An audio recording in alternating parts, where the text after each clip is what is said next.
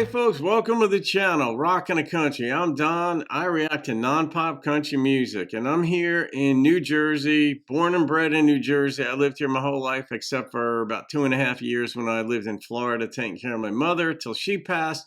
Now I'm back in Jersey, but I'll be moving most likely in about a month down to Nashville, the Nashville area anyhow. So I'll let you know, I'll keep you updated on that stuff. But the Jersey factor plays into this one because Jersey John O'Dowd made a gift to the channel for me to do this reaction. So Jersey John, thank you for that. I love that you embrace that. The alliteration there, Jersey John, makes it easy, but even the O'Dowd just kind of flows right. Jersey John O'Dowd just flows. So thank you for this gift and request, JJ. And it's Glen Campbell's If I'd Only Known It Was the Last Time. Now, I don't know this song. We're going to find out. I don't know if this tied into his end-of-life illness, where he had dementia. He did an album knowing that he was fading. I reacted to a song or two from it. Very poignant. I don't know if this is tied into that or if this preceded, his diagnosis and his awareness of it. But we're going to find out.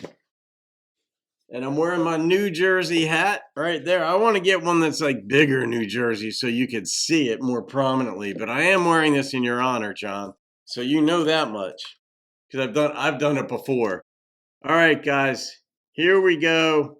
If I'd only known it was the last time. Oof.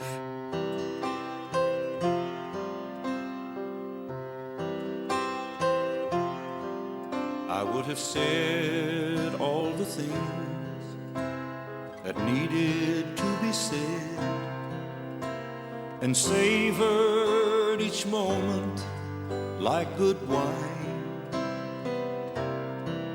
I would have held you much longer, loved you much stronger if I'd only known it was the last time.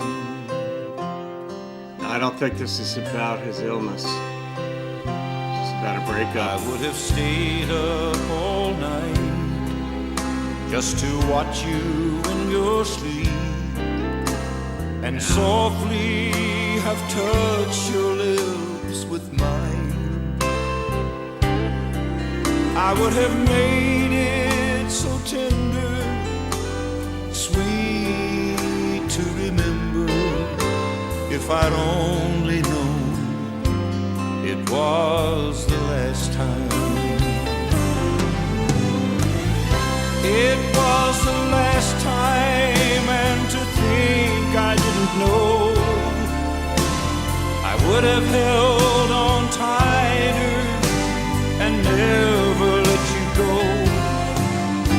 But tears would have made it bitter, so I know that it was better that contrast. I didn't know it was the last time. It was the last time, and to think I didn't know, I would have held on tighter and never let you go. That conflict. But tears would have made it bitter, so I know that it was better that I didn't know it was the last time.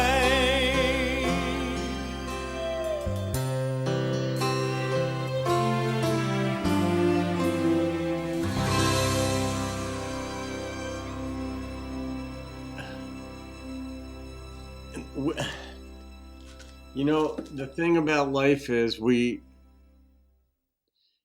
reverse engineer things. We come upon a bottle broken in the road, let's say, in a parking lot or the road near our house, and we're like, how did that happen? Who did that? Was that a neighbor nearby? Somebody driving by in their car? Let's see how the glass is laid out. Like, investigators of crimes do this all the time. We see this where we sort of like, okay, what got this? Who was responsible for this whole event happening? And so life, in a sense, is only lived in reverse. We can only predict the future, but we try to assess the events that happened in the past. And in this relationship, he's like, well, if I had done this, she'd still be here with me.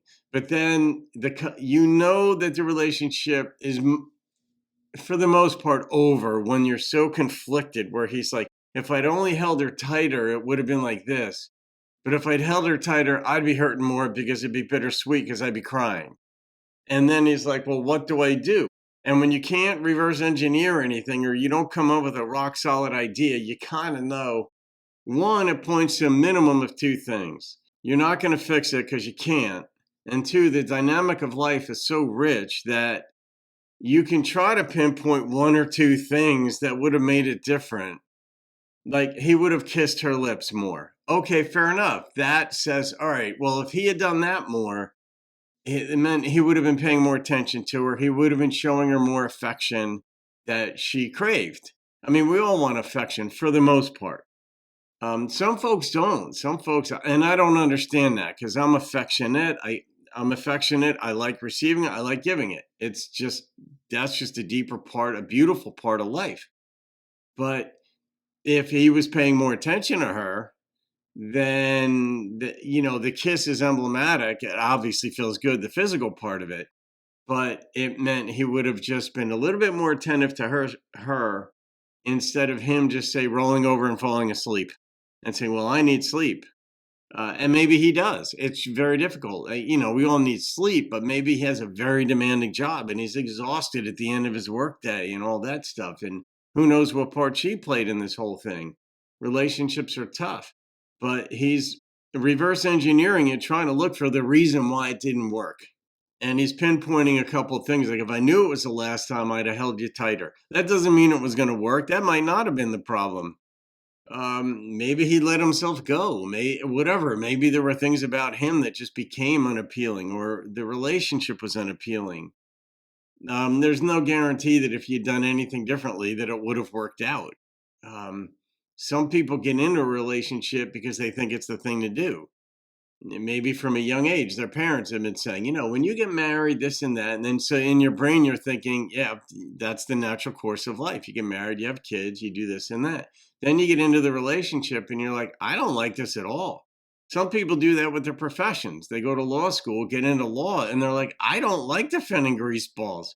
Actually, that happened. I have a friend of mine who, now his name is Gary. He did some legal work for us, but he sold his practice 10 years later. He did family law and he just couldn't, he did not like it. And so some people go into the medical profession or whatever, they get into lines of work. They spend years getting educated. They go into it and they're like, this isn't what I thought it was going to be. And that can happen with relationships. Not that they find anything wrong with the partner, the person they married. They just discover that, hey, I don't like this. I don't like having to consider another person this often. I really prefer my freedom. Fair enough. I mean, it's hard on the person who gets left, but that's just a way of saying that it's not always that somebody did something wrong in a relationship and they left.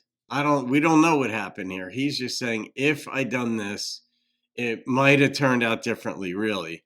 But she's gone, and it's done, and he's still in that space where, what could I have done differently to make it change? And there may not have been anything. Now, sometimes you can pinpoint things. If you say things that are mean, or if you know you were distant, or if you know whatever, you were lazy, whatever, then you can pinpoint, yeah, my bad. That's on me. I got left for a good reason, or I left this person for a good reason. Yeah, Jersey John. Yeah, that'll get you going. And man, did he sing this well for what the song was. It's not just that he has a nice voice.